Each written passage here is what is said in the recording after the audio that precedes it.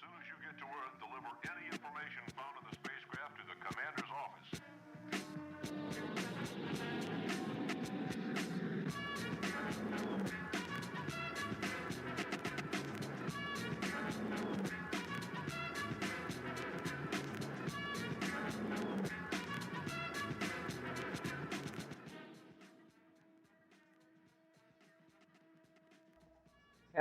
Hello everybody. Hope you guys are having a good old time. We are back for round 2 of our 3 a.m. Groove Jam late night.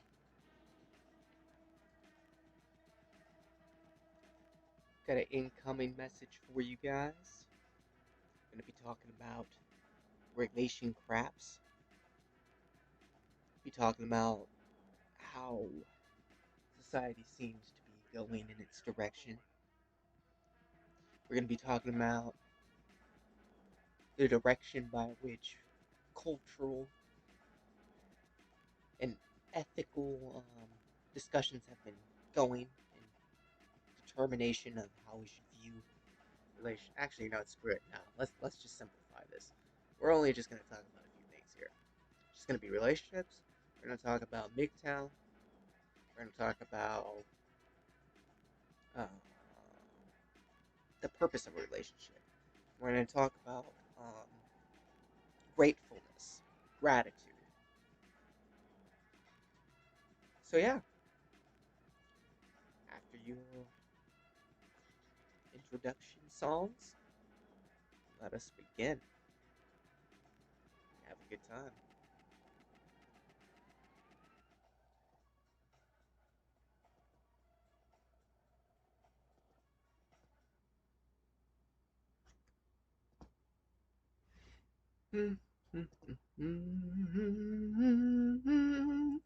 Welcome to the channel. I don't know. I feel like somewhere in between there I should have like an intermission and then like a nice little jingle. I need to rebuild this whole entire OBS platform from scratch now that the computer's back. So I haven't added anything more than just this background screen. I'm still trying to think about what I'm gonna do. Because I still have all the old footage and stuff that I used for building up the intro clips, but I'd have to figure out where they got buried, and which hard drive they're on, and where the hell that's supposed to be. And I think it's on one of my backup computers, but that thing's probably still destroyed, and that means I have to hook up a hard drive to, or not the hard drive, I have to hook up the, keyboard to it, and then make sure that I have a new screen for it as well in order to get it to work, which is just annoying. But yeah, Bug, do you want to die? It is not the Sabbath anymore, which means I am perfectly willing to crush you. Sorry, mosquito came like straight at me. I'm like, dude, bro, chill. Like, no, get away. Like, ain't nobody want any of that.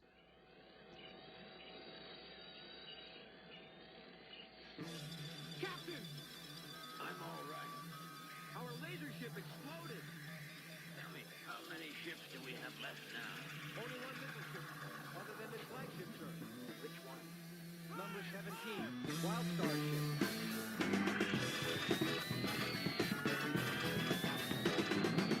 I see.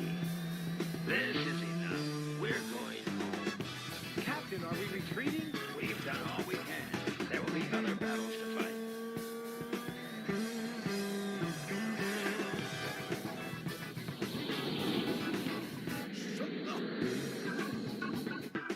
Wildstar, do you hear? Follow me. Okay. Sure, Captain. I'll bring up the rear. You're unprotected. See you later. Wildstar, we're going back together. I don't need or want your protection, but planet Earth does. There's nothing to be gained by your staying behind. You're needed on Earth. That's an order I expect you to obey. It's just a simple matter of mathematics, sir. There are 470 men in your flagship. There are 20 in our ship. You'll get back. We'll see to it. Wildstar, it's an order. 180-degree turn completed, Captain.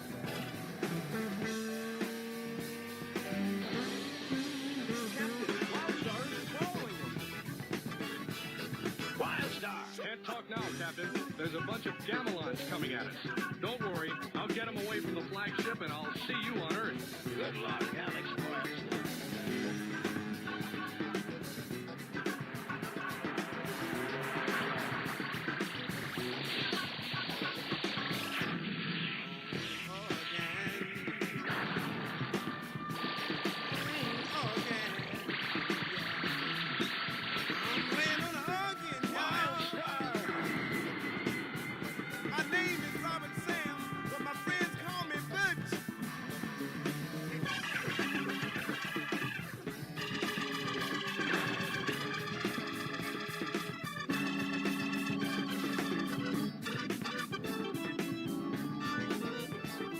Secure the Mars Observatory and return to Earth by docking in the returning Pluto battleship. Roger. We're all ready to go, sir. Captain Avatar's battleship will be on the Mars orbit in 3 hours. He's expecting you. As soon as you get to Earth, deliver any information found in the spacecraft to the commander's office. Mars search mode is approaching. Reception airlock open.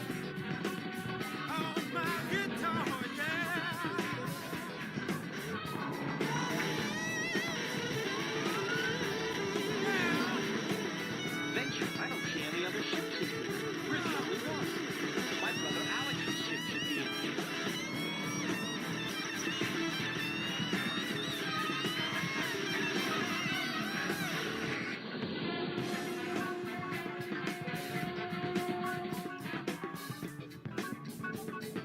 There must be a way to defeat this evil. Earth cannot die this way. Man was not created to live in terror. I defeated the earth. As long as I live, I will fight. My name is Ted. Your show happiness.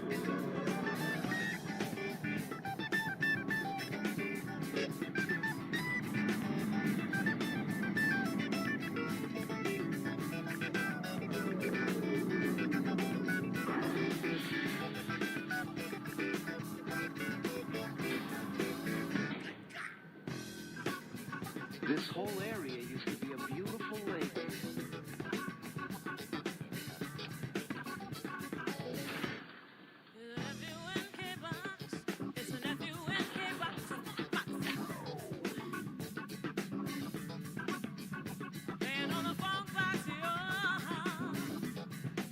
In the short time we've been on Mars, radioactivity from the planet bombs has seeped deep into Earth. At that rate, in a year, Earth will be unlivable, even underground. About your brother Alex. I'm so sorry. Yeah.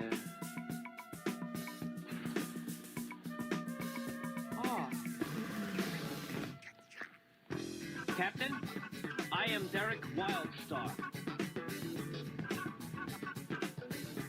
Then you're Alex's younger brother. Oh, so they call Yes, I see. I'm Manuel. He was They brave. call me the Wiccan.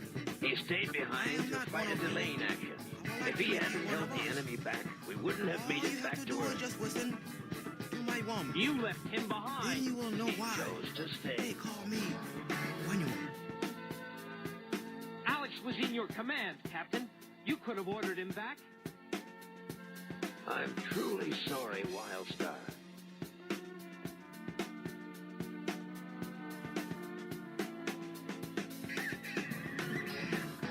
What Alex did was very brave. He saved the lives of many men.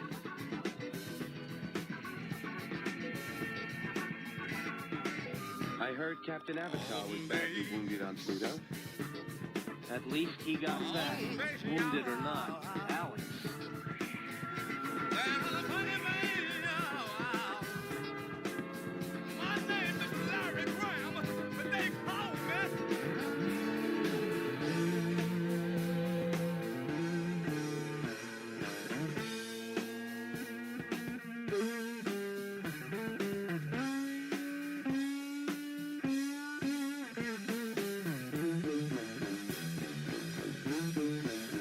So this is the message capsule. We'll have it analyzed. Please report all the other data on the crash to the Interspace Committee. Yes, Yes, sir.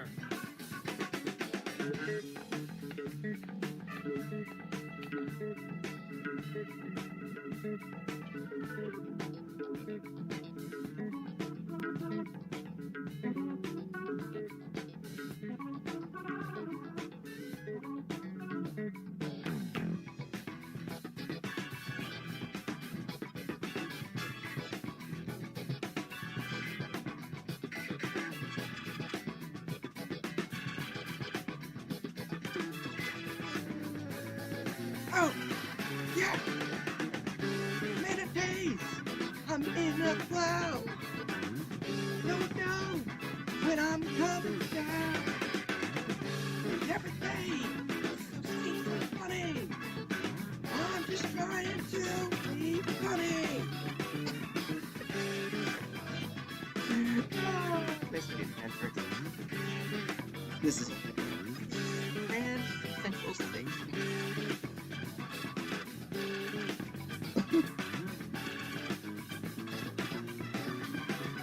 Cannot, not move they your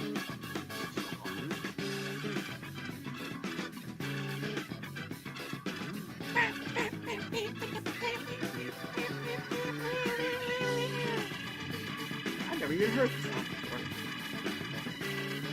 No, they song. I don't.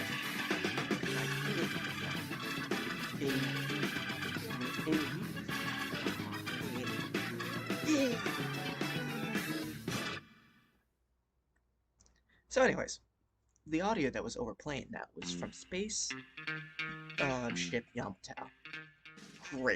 Great animated series. I think they also made it into a few movies.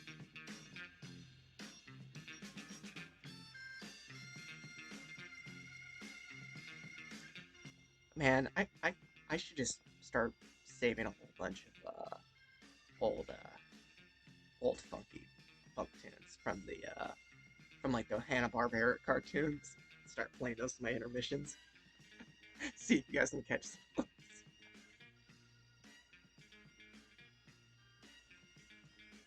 Walking down the street, I'm a businessman. Got a big old plan, gonna make some money in my hand. Then I'm gonna waste it on stocks.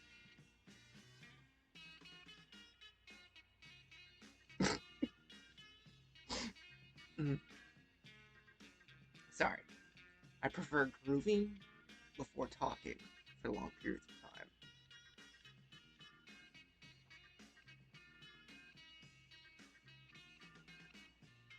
Whew. If I could have a relationship with a song, I would not have a relationship with any song. I'd forever be a bachelor of songs. Unable to know which song is truly the song I like most, because every song sounds so good. And I don't really care about artists, and I don't care about genres, so if something sounds great, it's just nice. Luckily, people aren't songs. That's something key. That's the thing. That's why I don't write it. That's why I don't like using poetry for, like, romantic stuff so often. Because it's not enough to say somebody's a song. You know, your beauty inspires 1,000 angels singing like a chorus. That is beautiful. That is a beautiful statement to say to somebody. But it has no input if it is linked to the idea of something that is only a one-time thing. Say somebody looks like a miracle of nature. Well, cool, but a miracle happens once and it's not supposed to happen. Like, I don't know. I guess I'm a little bit too nuanced in that I obsess over this kind of concept. So it's like, I'm gonna sit there and be like, hey, you look like a hot fire truck. I feel like there could be more sophistication in how we flirt than that. But I don't know. I think that our current dating structure, this whole Tinder thing, is kind of weird. I mean, I've played around with it a few times, but every time I do, I just very quickly get irritated with the whole notion of it, because I'm just like, this? I don't make it as far as even making a bio because half the time I get so pissed off trying to make a bio that I even write that I'm just like, I don't care. Which is usually what I write on the damn thing. I usually go, I don't care. If you want to get to know me, just get to know me. For God's sake. Like, you'll know if you like me after we talk long enough because we'll know whether or not we want to talk to each other again within the first 5 minutes. Probably. You'll listen to me and either think that I am insane and ramble on, or I'm gonna think that you have nothing of note that interests me. Or vice versa. Probably both. Oftentimes it's mutual. I'm not interested in most of the things my peers are interested in. It's just, I've never been into that stuff. I stopped watching TV in 2010. Like, I chose to watch TV because of my friends, the people I live with, my loved ones. I don't watch TV for myself. I don't pay attention to most things that people pay attention to. So, how do you deal with that then? Am I supposed to now go and watch every single show, develop all these hobbies and stuff, which is basically what, this whole MRA community would pitch, Oh, well, if you need to get out there and date, then you need to go and change your whole life. You need to restructure yourself, which is true. If you're agonizing and you hate where you're at, then yeah. But if you love your hobbies, if you love who you are, you don't have to go around changing yourself every 5 minutes. You don't have to change yourself to be able to belong around others in this world. So, I think that this whole idea that you have to go and develop new hobbies and stuff just to get a girl, just to develop something to interest other people, it's like, that's not legit. That's not becoming cool. That's not becoming an individual. And while at times you will find the path along the way because you have to deal with reality, real people, so you end up dealing inevitably with how to love another human being, be around another human being, invest in another human being for their own sake, but also understand that you need to invest in yourself and take care of yourself and be an independent person, but at the same time work with another person's independence and merge agencies. It's like you go through that whole process every time you start dating somebody, every time you're going around getting to know people and forming relationships with people, whether you're dating or otherwise. The value to dating in the Tinder environment is that you get a quick exposure to multiple different types of people. The cost is that you more often compromise more than you need to, and you have to often sacrifice your dignity in order to make yourself eligible for other people. Once I started realizing that I'm not willing to sacrifice myself for a booty call, then I realized I'm dumb. I can't even do the online dating thing.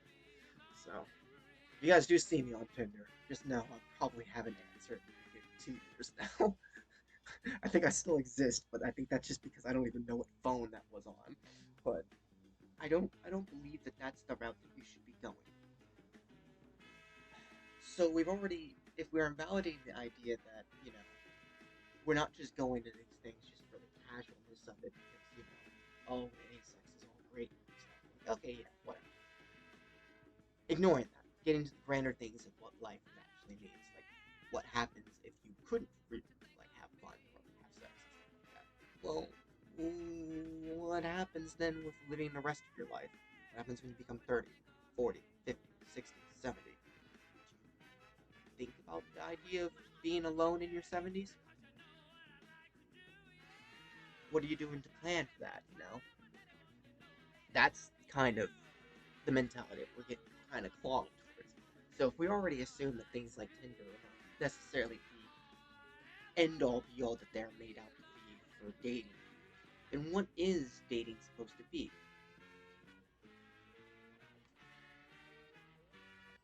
Well, let's get serious here. I would say that dating is meant to be a simulation for the experiences that an individual will be undergoing as they seek to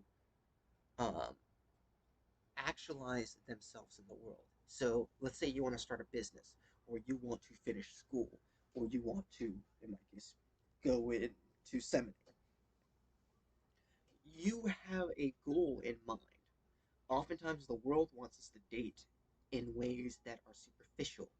you go to dinner, you'll go on a walk, you'll have all these casual things. Well, that's not actually building on the experiences that you'll have. That's why when people start playing house, it starts feeling like, oh, well, now we're moving into the big leagues. Well, you don't have to be living with each other to be moving into big leagues. If you date seriously from the beginning, you can have casual dating as you get to know each other. But the minute you decide, yeah, I want to actually be with that person, and you seriously date that person and get to know each other. You stop doing casual dates, where going out to dinner, going out for walks, stuff like that, and you actually go out for a walk. You actually go out for dinner. You spend time with each other doing things that require process. Not just one thing or another, but you guys actually go and do things together, go shopping together. You guys will go in and do things that are building towards whether or not you guys are good partners or helpers for each other. So oftentimes we're looking for our other half. But when you're a Christian, you're taught very quickly that there is no human being that can be your other half.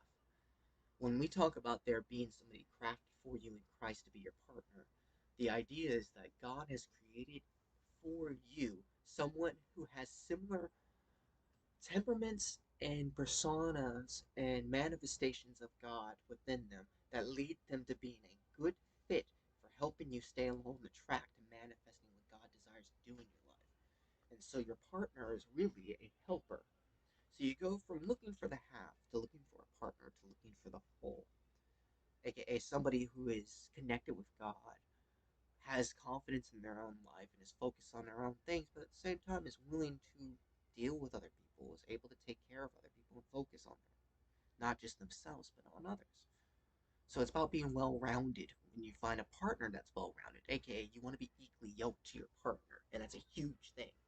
You don't have to have everything together, but you shouldn't be looking for a partner that does.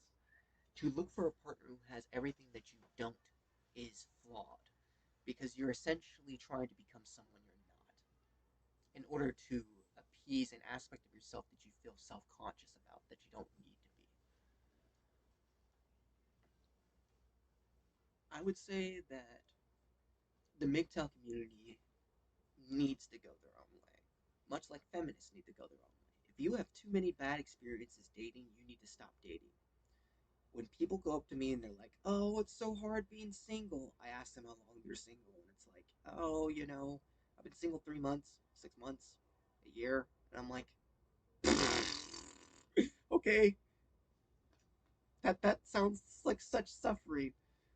Okay, like, and then I'm sitting there like knowing people who've either never had dated anybody, or they've only dated one person like 5 years ago or 10 years ago, and even in my case, I haven't dated somebody seriously. I had a couple casual dating experiences, but I've never met somebody who I actually thought would be like a girlfriend material and actually start working towards it and have any of that stuff pan out in years. Like that requires a certain amount of effort that honestly you have to muster. You have to be inspired for that kind of commitment to like grief. I don't encourage anybody to just go rush trying to find a partner. You will find your partner as you go about the world, and that's the best way to do it. I think that that's how the Bible describes it best. That you prepare the way best by having your own stuff handled. You must cultivate your own field. And then, as you're doing so, you will meet people in your life who will strengthen you and reinforce you and encourage you. One of those people will be your partner, and that partner will help you be committed to, living out this life, not just trying to buy out earlier, just show up or just so you can hide from things or pretend that you don't have to play a part in fixing things. You guys are God's A team, and thus He's building thousands of A teams out in the world so that they can try to build little Edens in their homes and families. So I don't know.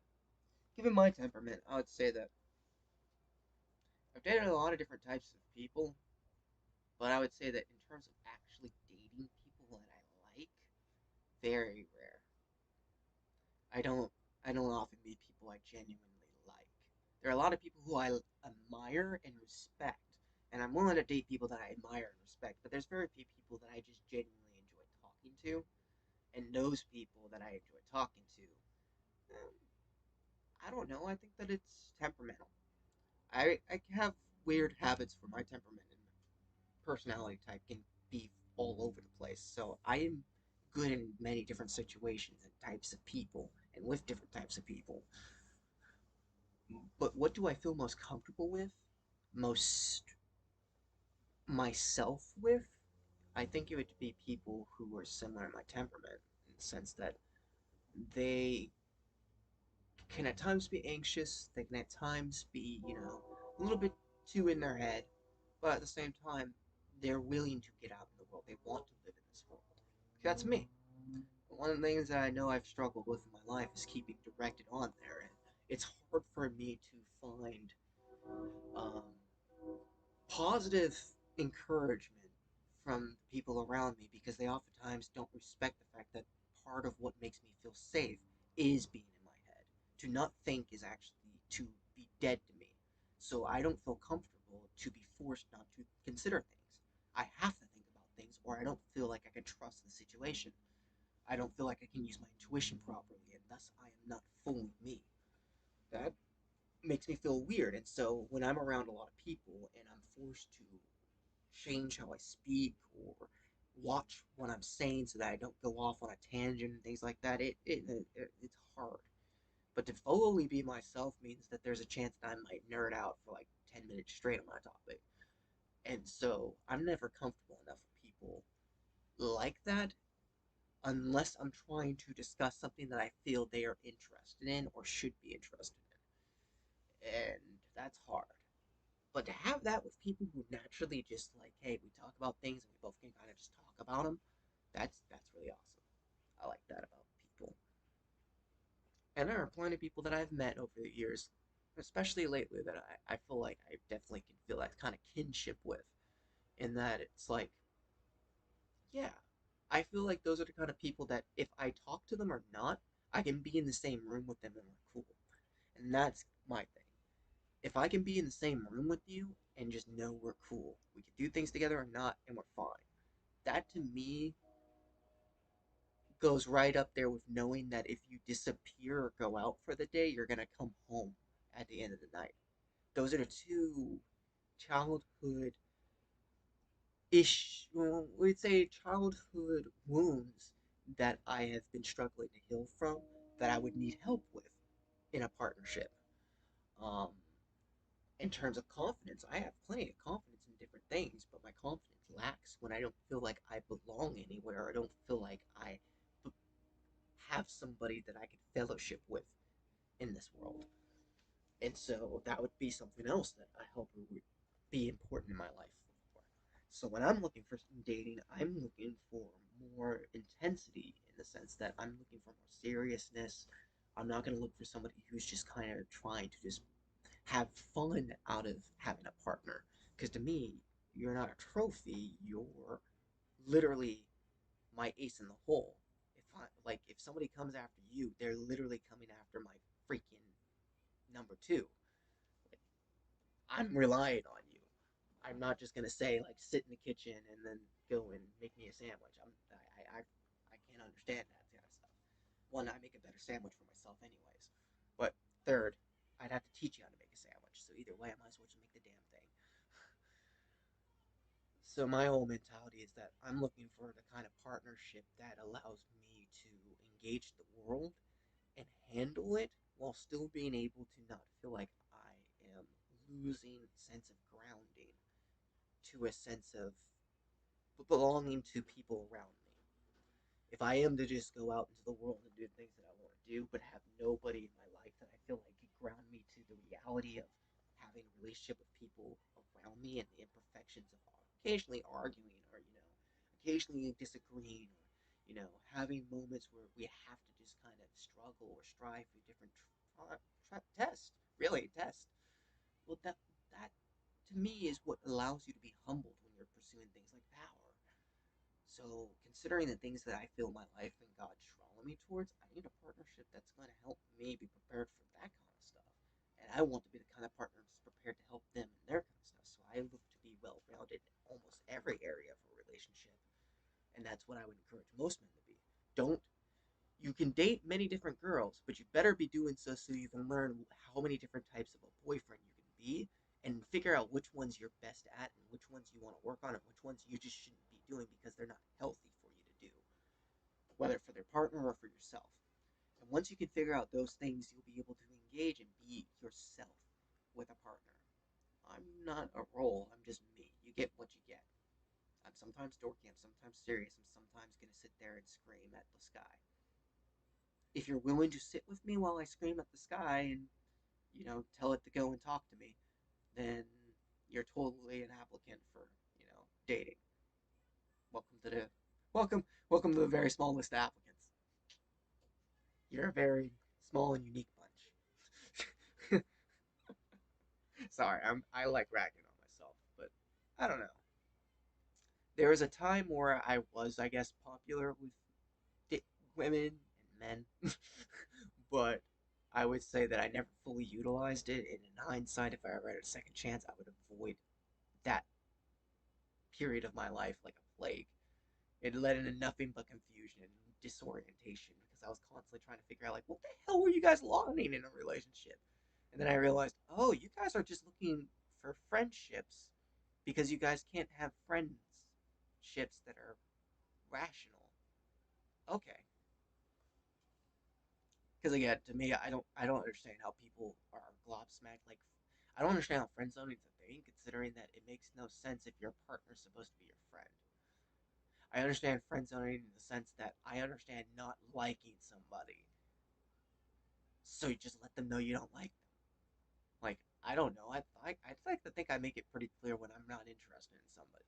If I'm interested in you, then I usually just tell you outright I'm interested in you.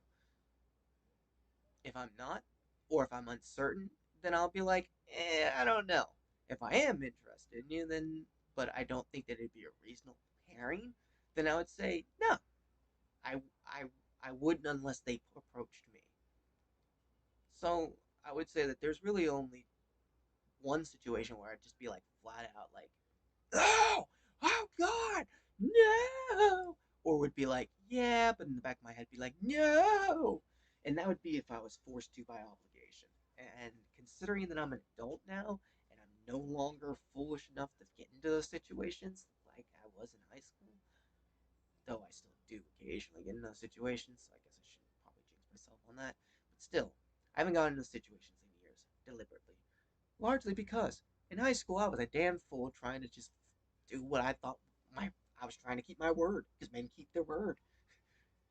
Again, we men have to stop putting false boundaries on ourselves. God has enough boundaries that He can put on you if you really want a boundary to make you into whatever alpha, sigma, whatever you want to be. I don't give a damn about being on that stupid hierarchy list. I'm a damn enigma, Mel. I'm something that you guys have never seen before. Something you'll probably never see again. That's why you guys ain't able to categorize something like me. And I'd like for 1,000 more people to be just the same way.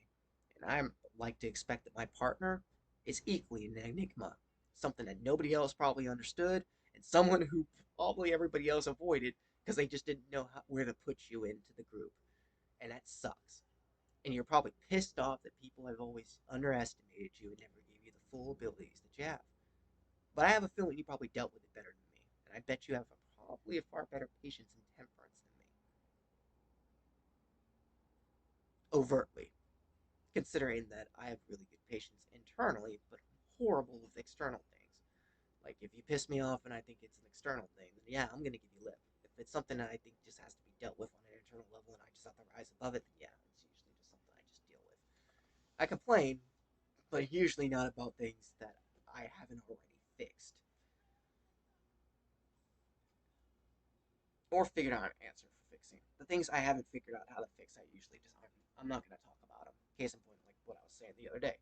There are things that I talk about with God that He's shown me through observation in the Bible that I'm not going to talk about with most people. Very few people. My partner, I would talk to them about. My best friend, probably not. That's the difference. I'm not looking for a best friend in the sense that when I find a partner, I will have already assumed at that point that we have already understood each other, or been friends long enough that when we are basically going to start dating, it's as it's as straightforward as once you realize you like me, you look at me the minute we're hanging out and you go, you know, over the last few months or years or whatever long time, I've really grown to admire you and appreciate you in my life. And I honestly would like to have you in my life for as long as possible. Once you say that, then I'm going to be like, okay, same thing. And then if you like me, you could say, I also like you and I would like to date you. That's as simple. Or you could say, if you want me to ask you out, then you would just say, I really appreciate you, I respect you, and I am happy that you are a part of my life. And if you wanted to be a more permanent part of my life, I would really appreciate that. Like, basically, just make it clear you want me to be more committed to you as an individual rather than just as a friend. Then I will. Like, again, if we've been friends long enough, the only thing that's gonna make me more conflicted is if suddenly everybody jumps out of the damn woodworks and goes, "But I liked you." And to be completely honest, I'm 27. If you are dealing with a 27-year-old and magically everybody jumps out of the woodworks to tell you that they like you after somebody else does, they obviously didn't like you enough to get their freaking crap together to tell you that they like you sooner. It's different if they go, I like you, but I don't have my crap together. Then they could be a little bit upset. But it's a whole other thing if it's like, oh, we're friends. Then magically I'm going to be mad at you. That's some high school crap. That should end by the time you're 23 or 24. Once you're past that age, you should no longer be doing the surprise, I like you things. You should just be going, the second you realize you may be attracted to somebody, just go up to them and be like, I'm starting to become attracted to you. I know we're friends, but I'm becoming attracted to you. I don't know where it's going to go. And then just have no expectations. So much easier. And half the time, people were cool with that. If they don't want to approach anything, they don't. If they do, they usually launch at the opportunity. Let both sides play a part. Men don't always have to push everything, and girls, you don't have to wait for everything. Be completely honest, I'm awkward as hell, so if you're waiting for the most romantic proposal, or, you know, hey, baby, you want to go on a moonlight stroll? Like, yeah. You might get the hey baby part, and then afterwards you're just gonna get me going, you wanna figure out something maybe like, do something later? I don't. I am at my best flirting when I don't give an absolute damn. But if I give a damn about you, you're getting the most awkward, probably, conversation ever because it's probably not going to be something we normally do. To me, I'm not gonna sit there in the middle of us playing video games or something, look at you and be like, "Yeah, so you want to date?" Like that's probably not gonna be me. I'll probably try to at least separate it from the casualness of our general interactions by trying to make it obvious that I'm gonna ask you out. And by that proxy, that usually just psychs either me out or just makes the whole situation awkward. So if you're waiting for something to be some magical romantic thing, it might be, but you better help out a brother. And that's the things, girls. You guys have left too much to us, which means that we then have to look at other men and women and their relationships for a reference point. And you don't want us doing that because we have no clue what the hell other people are doing. And half the time, that gets us the ideas that end up hurting you guys. Half of the people complain about men who are ignorant or hurtful or abusive. It's because those men learn from having bad male influences in their lives. And because men have horrible influence in their lives who choose to go only halfway towards rounding themselves out. And they don't see women as, you know, whole people who are supposed to be contributors to us, helping make this world a better place. Then you basically have a bunch of people who are looking for people to help fulfill the hole left by not having a family once they left it.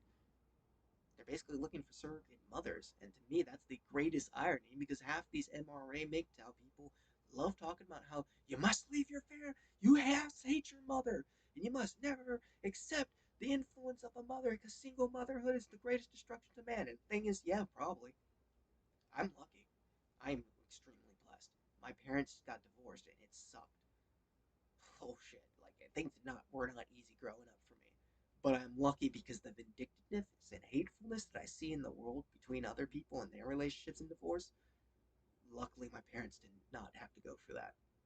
My mother was like, I'm done. I'm rolling out. I don't even need your money because I can figure this out on my own. And my dad was like, well, okay, I can respect that. But if you need anything, I'm here. Boom. They realized they were really just not going to be able to live shared lives together. Split. Of course, there's arguments. Of course, there's things where we have to figure it out. But for the most part, they realized we're not going to tear the family apart and make our kids hate us and hate one of us just to make ourselves feel better. And because of that, my mother was never really somebody who focused on punishing my father through me, or even really my brothers. She just kind of told us the truth. Crap happened. This is what happened. This is how I dealt with it. And this was somewhat right, and I dealt with it right in some ways, and I dealt with it wrong in some ways. Same thing with my dad.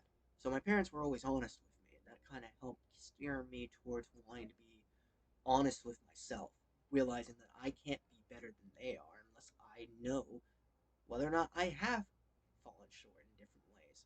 So unless I work on my weaknesses and work on the areas where I'll compromise in a relationship, there's no way that I'll be able to do better than them and not be able to recreate the same generational curses.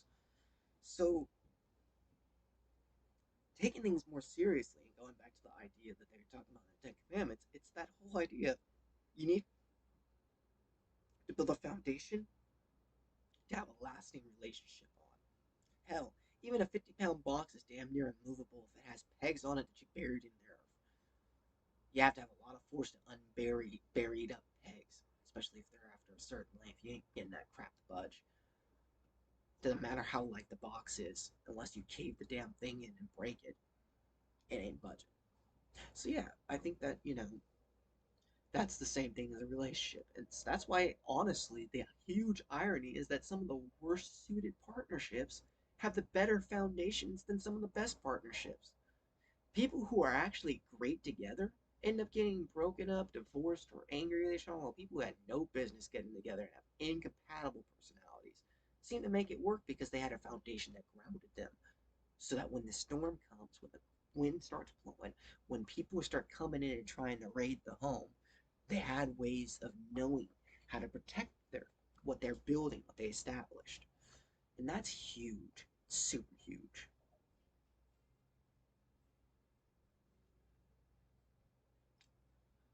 Um, what else? What else? What else? Personally, I'd say what would I consider the best kind of date?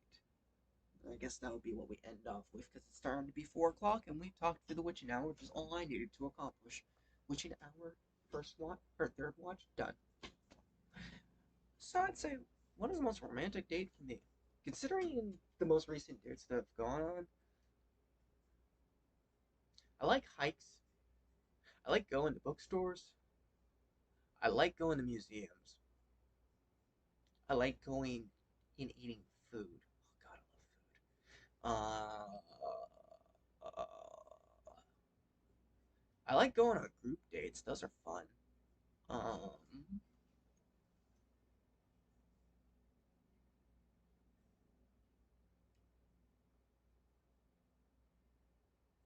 what else have I tried?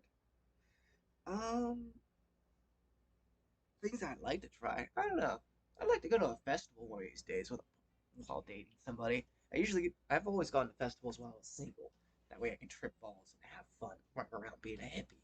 But none of my hippie days are kind of over. I'd still like to go to one last festival, but I'd like to go with a partner. That way I could just kind of be like, hey, this is what I used to be into. Look how stupid I used to be, but look how fun this is. Because I plan on having fun if I ever go to one again, but at the same time, I do acknowledge a lot of it was very frivolous stupidity. Running around like a fragrant idiot. Running around the woods, thinking I could talk to trees. Well, luckily, I wasn't one of those kind of hippies. But still, those fun times. I enjoyed them. But at the same time, there are times for when you're young. I'm kind of too old to be running around the woods like that. Then again, the people who initiated me in that were in their 30s, so I mean, whatever. Most of them are in their 50s now, so it's like, eh. I was kind of the youngin, the most of the crap that I got into. Um, yeah, I would say if I had a chance, like if somebody were to ask me out, I would say that I would I would probably propose to somebody if they were the kind of person that would be willing to go out on a hike, like make a day out of it. We go out to a spot, we go hiking. I like taking pictures while I hike. I like going and looking at things. So I'm a slow hiker, but I also like hiking fast at certain points. So somebody who can keep up my flow, but those are superficial things. To be able to go on a hike with somebody and then read a book with them while looking at nature. I have never found somebody that I could both hike and just chill with doing something other than just talking. And I would really like to find somebody that I could just sit down and read like half a book and they could read their book. And we just sit there and just chill and stare at nature until the sunset, and then we walk home and go have dinner. That would be an awesome date. And honestly, that would be something more memorable to me than most of the dates that I've gone on. And considering that most dates that I've gone on were only memorable, considering the excessive amounts of effort that I could go through just to be like, hey, you're an important person. You deserve to be like treated with respect. I'd say that it'd be nice to have something simple. I like simple. I feel like I have I have a very huge aversion to complexity in a partnership. Not in the sense that I can't deal with complexity in the environment or even in my partner. It's just I can't deal with complexity in a sense that they need a whole bunch of stuff. If you're super like, possessive and like controlling and obsessive, that I care less about that. But if you need me to constantly do every single thing for you, no, no, that I can't promise that for you. I will legitimately probably I might die from the stress of trying to psych myself up just to be able to do that. And I would never require you to take care of me. Like, I believe that I may need help being taken care of, and it'd be nice to find people I could trust myself with because I'm not pleasant when I feel uncomfortable or vulnerable. I can be very, very hostile to people I feel like will take advantage of me. But if I'm around somebody I don't feel like will take advantage of me, then I'm like putty in their hands, which is part of the reason why I don't like being vulnerable around people because I tend to be very, very almost naive. It's just I'm super personable, and if I really trust you, I don't even think about the idea that you're gonna stab me in the back. Not right there. Maybe when you leave, then I'll go, wait, that was weird. Why'd they say that? But it's like otherwise, I'm not gonna think that you're gonna hurt me. So if I find somebody who I'm like that with, yeah, yeah, that's special to me. So I don't think that you need a lot of fanfare or even glamour, dresses, makeup, or whatever to appeal to somebody who's genuinely looking for a helper rather than just somebody to entertain them, to be a partner with, or to be their other half. The only applicants I want are people who are willing to accept that they can't be with me and be forced to lose our identities together. We don't have to be literally conjoined twins. And I wouldn't want that. I like having my own agency and I like my partner having their own. I just like doing things with some other people. But I like having different ideas about how to do things and I like having different influences. So it's like if there can't be a shared culture developed and it's gonna default to me to have to establish every single aspect of well, this is we only go to these restaurants. We're this kind of couple. We only have these kind of rules. It's like that's not gonna work out well for either of us. So I would say that to be the kind of person that's adaptable, but personable and peaceful. Those are only real three traits that I think I really need to feel comfortable enough with somebody to start approaching maybe something further. And to be honest, I don't know. Talk to me about a couple months ago. I was more hostile to the idea of dating again. I'm starting to warm up again to it. The romantic in me starting to come back. But I'm very sober on that. I don't feel like necessarily launching towards any type of front line. But I am thinking a lot about what it means to start wanting to date again, to want a relationship, start pursuing things like, I don't know, wanting to have a life, you know? Like, what do I do after I have my own place again? I don't know. I was actually quite content being alone, reading my books. I was quite content, just playing my video games, doing my stuff. That's what most men do. So, but will I be happy doing that the rest of my life? No. If anything, it'd be nice to have somebody to do that with. So now that I realize that, the next step after I get my own place is eventually settling down. Yeah, I'm starting to warm up to wanting to settle down. I don't think I'll be ready to like get hitched with somebody. Like I know people who've gotten hitched within 6 months to a year, and I'm like, I'll be honest, I'd like to hope I could have the confidence to do something like that ballsy. From my experience, I've waited 5 years before even getting to that point, despite already having the ring. So, considering that when I had the chance and had thought that I was ready to start settling down before, I totally backed out of it and did everything I can to make sure that I didn't settle down too soon. I'm not gonna rush a relationship as soon as I start really dating somebody. But at the same time, I'm not gonna tell them like, oh, screw off. I'm not ready to get married if they go, so when are you gonna propose? Like, I'll probably just say, oh, I didn't even know you were open to that right now. Cool. And then wait a couple months, and I'll probably surprise you. Okay, I'm pretty simple. I'm pretty simple, so you have to expect that I'm not gonna notice things. I don't notice the obvious. I have no clue. Half the time, you could scream things in front of me, and I probably would be like, oh, they really appreciate me as a person. Like, I can be quite dumb. So yeah, I don't know, man. I think that you have to find a partner that's custom made by God to be uplifted by you, because you're their helper too. So I'm thinking that the things that I go through, my temperament is still changing and stuff, be more refined. But I definitely have noticed that over the years there are temperaments and people that are nothing like me. But I've noticed certain people that I do feel kind of kinship with, but nothing fully. There's always been a that this isn't it. This isn't it. This isn't what I'm looking for. This isn't what I'm looking for. So I won't know what I'm looking for until I found it. I will just, I guess, know. And I guess the only way to know for certain is to make sure I know for certain who I am and who my God is. Because if I know what my foundations are, then I know whether or not I'm keying in on somebody who I want to be a part of those foundations.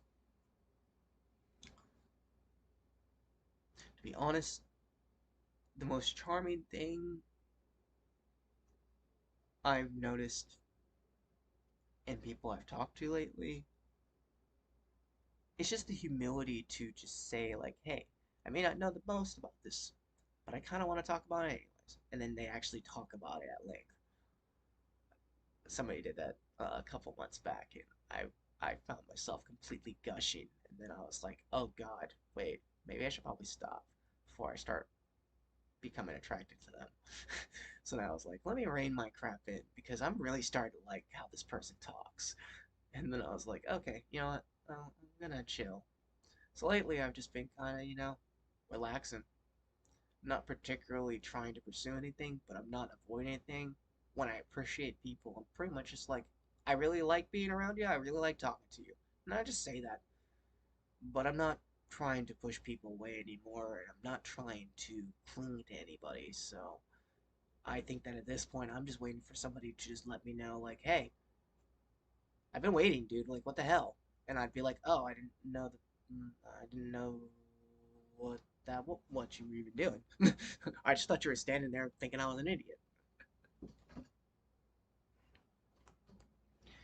So yeah, I think that it doesn't have to be complex, but it should be unique to the individual. In my case, I want something nice and simple, you know, simple, straightforward.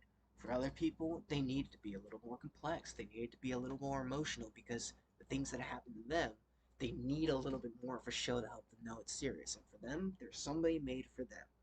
Be honest, my brother has somebody out there for him and his type of personality type because he is one of those people that loves emotion in a relationship. He needs that kind of zest. Me, I'm like, oh, why are you like super animated today? I just brought you cookies. Why are you squealing like a pig? Not in a bad way, but I mean like in a kind of thing. Oh my god, that was so loud. I'm never doing that again. But I guess apparently I can do the reek sound effect. So that's kind of cool. Anyways, reeked my own ears apart. Ow. Like it echoed off the window and hit me in my own ear. Apparently I have sonic booms as a superpower. And also apparently I woke up the owl. Waking up all the birds and stuff before their time. But they get crapped on. But yeah, no, be hopeful as well. That's another aspect. People aren't hopeful enough when they think about singleness. Singleness doesn't have to be a time of punishment or a time of rejection by society. Singleness is time for you to look at every other person, every other couple, and see what works and what doesn't. And if you're dating around, then it gives you a chance to see what works and what doesn't. But it doesn't have to be a source of pain and suffering. It can be a chance for you to have healing and growth.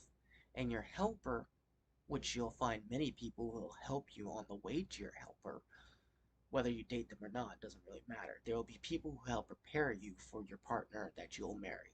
Because otherwise, you will have no damn clue how to take care of another human being or love another human being. So you need other people in your life to learn to love, appreciate, take care of, and fail to do so. So you know how to properly love the person God's going to put in your life. Because otherwise, you're going to oppress the poor person. And that is not what we're about here, shepherds. We do not form relationships based around power dynamics and manipulation. We form relationships based around truth, transparency, and openness. Open footing, egalitarianism.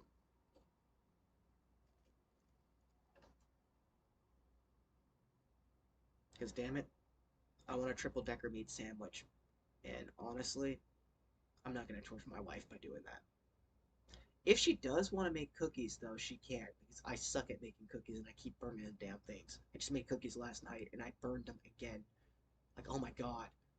I thought 5 minutes would be enough even this time, and I keep turning. You think you turn on the temperature in the oven, same type of cookies, but they still burn. You decrease the time, but then they're too doughy, so you stick them back in, and then it burn. It's like I can't win with these damn things. I've just adopted the philosophy that every time I make cookies, I'm gonna crumble them up and throw them in ice cream because at that point it's getting cream. Um, but yeah, I would say that for me, it's a necessity. I have to have things balanced because I come from a family where if things went wrong, people had to level up and handle those things. And so if I'm not around, I can't be with a person who can't take care of themselves or be basically able to stand in for me. Be honest, my wife should be able to moat me and put me in my place by just telling me I'm being dumb. That's how much I should be able to trust your opinion, whether I think you're intelligent or not. Like, if I'm dating you, it doesn't matter if you have the highest IQ or you know everything underneath the sun. If I trust you enough that if you tell me I'm being an idiot, I listen to you, that means you have enough trust that if you're telling me I might get myself killed, I will listen. That is more important to me than any amount of sophistication or beauty or things like that. It's just the truth to know that, the truth to know when to speak truth. To meet somebody like that is a one of a kind thing. To be honest, to meet someone like that, I I I would prefer that to anything else. Strength comes from that, and anything else that you wish to see in a partner would naturally come out of it because they would grow through their love of you. And as you learn to love them back because of the love that they showed you, then you start changing for them. And that's the same way. It doesn't have to be just for girls or guys. I'm just saying the reference from me because I'm the one speaking. In the case of my partner, because again, the way that I look at things right now is I don't believe that currently there is one person who is my specific partner. I think that out of what used to be millions, it's slowly been refined to a very small selection that I have no clue where they're at. I have no clue where they're at, and I realize that the only way to meet them is to stop acting like I'm never going to meet them. Because if I act like I'm never going to meet them, I'm never going to treat any relationship with the seriousness necessary. And if I treat every single relationship like it's the one, I'll never treat it with the casualness necessary. So, to make a decision either way on my own whim and my own desires and my own knowledge, my own understanding, would be an error. And so, I've learned to step away from that kind of stuff. And so, it's just easier. Doesn't mean that I'm not willing to ask people out or go out on dates or pursue these kind of things. It's just I've learned that in singleness, it's better to just allow things to be. To find a partner like that, to find people willing to be like that with you as friends, that's a gift. Especially in a culture where everything has to be, peer reviewed and everything has to be a fraction or reflection of each other. It can't be one or the other sometimes, so then what you end up with is the homunculi. These weird, nonsensical aspects of our society where we believe one thing but do another. We preach how we worship this aspect like science, but then we do something as gobsmacked as alter the human physiology to suit our imaginations that we then define can be wrong, and that some people can be, insane because they believe that certain things exist that don't, but we can actually force people to succeed that other people are rational despite wanting the same type things for different things. It's like there's just so much in the society that's a ripple effect of the chaos caused by people not being willing to create order from the very start and who they pick as a partner. Your partnership should bring order and peace in your heart because you know with certainty that even if you have no clue how your partnership's going to go or who your partner is, even in the case of people who have arranged marriages, you know that God has a plan and that there is a purpose and a model by which you can lean on in order to make things better. It may not be perfect, but it'll be damn well better than if you didn't try at all or just remained apathetic to it. And so when I look at the idea of, me preparing myself for meeting my future wife, I get really sad because I look at my own life and it was not easy. And so it's hard because, if you talk to MGTOW community, the typical stereotypes, oh, all of them, they just want the perfect kind of woman who never disagrees with them and doesn't go around dating people willy-nilly, and she's never done anything wrong, and she's always, like, that's not realistic.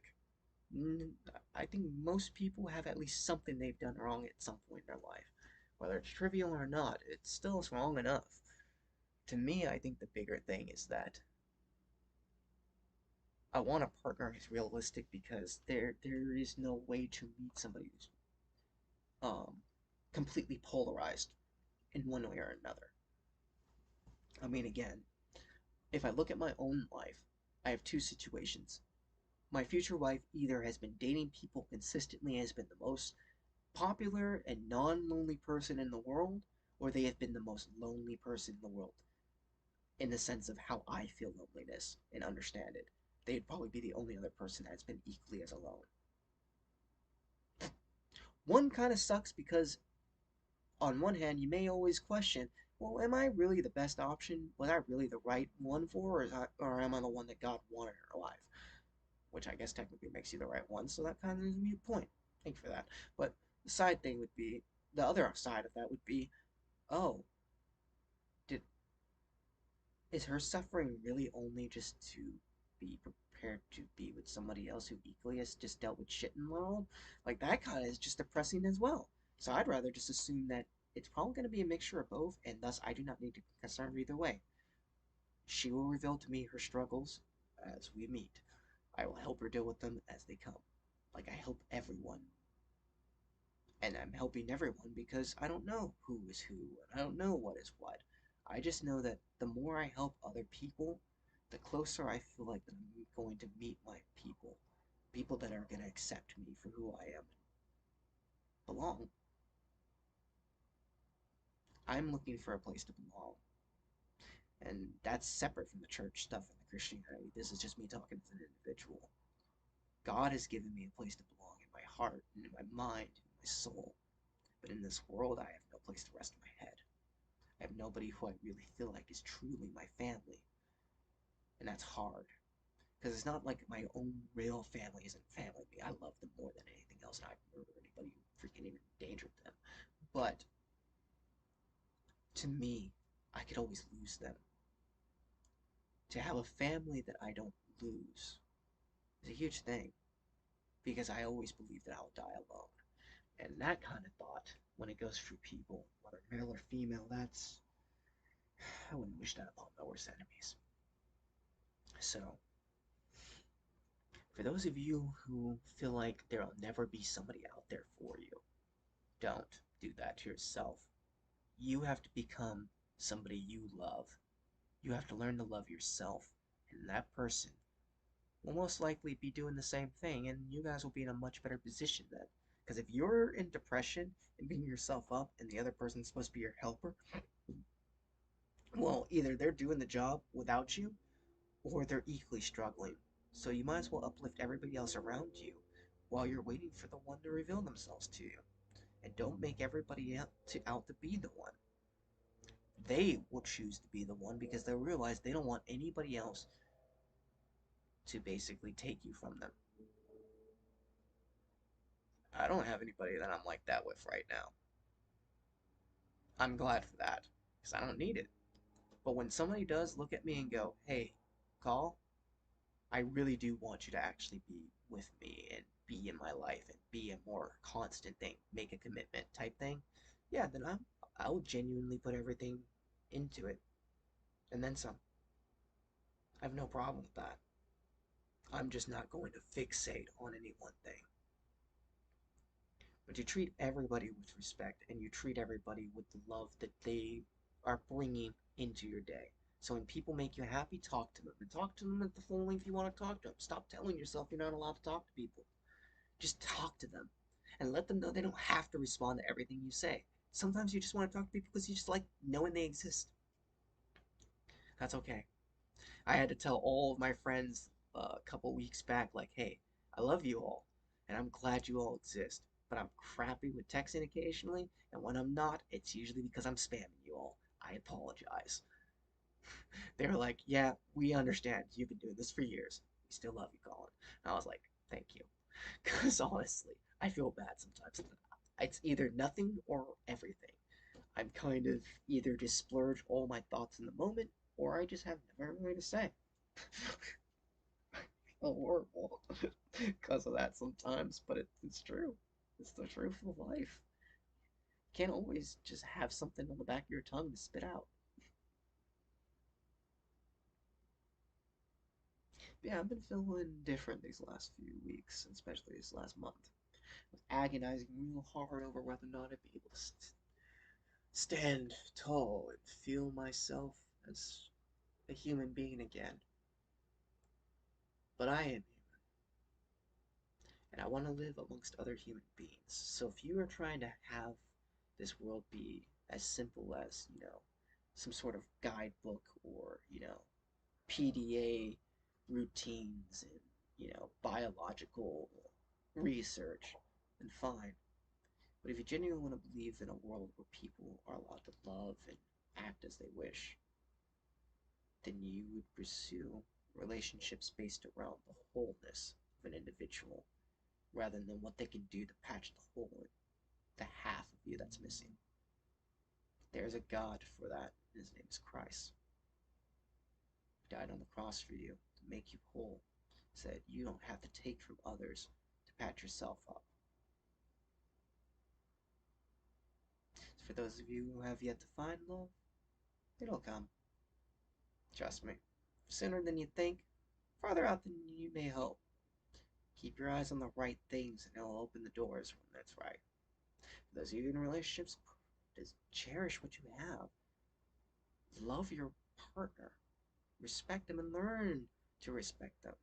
And if you have trouble with your partners, learn where you can change so that your partner can deal with you better, and hopefully they're the kind of person that's willing to change so that they can help make you happier, so you both can be equally yoked. And I pray that you guys will be equally yoked. I pray that everyone will find somebody that they're equally yoked to. And I hope that for those of you who have people in your hearts and minds that you wish to become closer to and that you feel distant from, I pray that you guys will find unity, that you'll feel the confidence that you need to pursue and to allow God to lead you in that pursuit. And really to take charge of it so that you don't have to feel like you're going to dash your feet upon the steps in the pursuit of climbing up towards a position where you can have the vantage point to look down and say, oh, that's him, that's her. We all want to find our Ruth and Boaz situation, but again, they had to do some looking, they had to do some digging, they had to do some hard work, and they had to do waiting. And they had to wait on each other and with each other on Christ. It wasn't just, okay, we're ready to date, but it was also, we're ready to date, and God is allowing us to have the opportunity to date. And He's giving us the permission to do so by giving us opportunities to move forward in that dating process from just superficial dating to serious dating to committal dating. Then once you pass committal dating, that's when you can move to the idea of, oh, do you want to be fiancés and stuff like that? Do, promise rings and stuff. But you have to get to the point where you're committed to the person, to the point where yeah, this is somebody I would rather be around to anybody else, because that's how you prevent emotional cheating. Otherwise, you'll be liable to use even friends as outlets for issues that should only be discussed in the relationship between you and your partner. And then, if anything, explain to your friends or other external people who should be involved in order to help them understand the dynamic and how you guys figured it out. But you don't have to be arguing in front of somebody with your wife. That's not healthy. It's better to go and find peace in your household. It's not good for people to live under a quarrelsome household. That's the Bible for you. Think about this nation. Think about how many families have an anchor just tied to them because of generational curses and decisions, and we don't take out the trash enough. And because of that, we become trash-like and almost seem to embrace it. This false assumption of what it means to be alive, because we're living our quote-unquote best lives. God save us.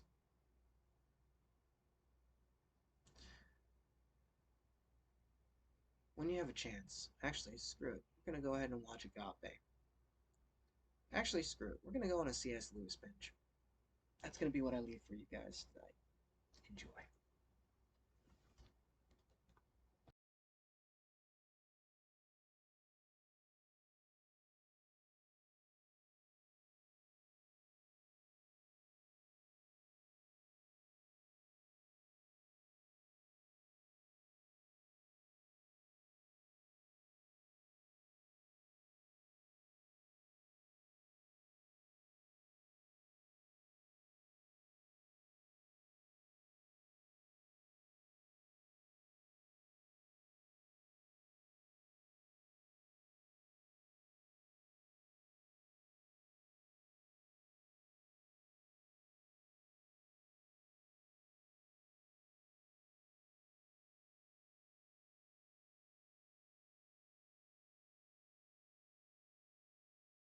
Philia, Philia, means friendship. This is such a great Eros, series. Eros, Hope you guys is enjoy. of course the love between the sexes.